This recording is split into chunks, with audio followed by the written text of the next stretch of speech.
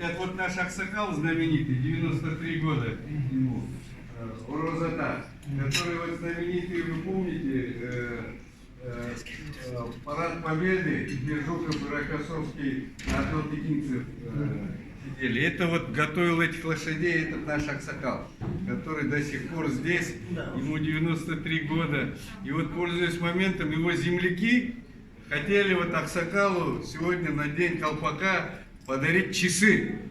Он специально, говорит, сказал, чтобы часы были с большими такими цифрами. Поэтому, пользуясь моментом, вот его земляки с Токтагульского района Кыргызской республики, они вот хотели вручить часы.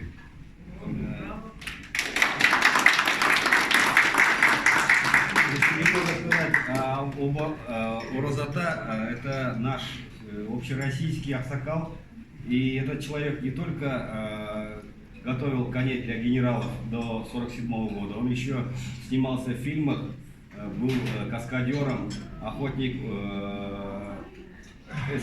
заслуженный охотник СССР, пятикратный чемпион по пятиборью. Так что он это человек, который оставил такой великий след, что когда мы его попросили, что вам надо, что вы хотели, чтобы мы подарили, он сказал часы.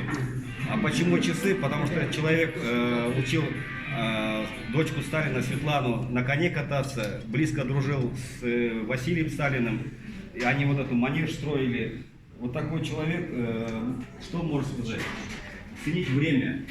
Поэтому мы решили подарить этот маленький, скромненький подарок и также пожелать, чтобы оставался таким же умным, обаятельным, мудрым Аксакалом. И дай Бог еще мы на столетие также торжественно празднуем.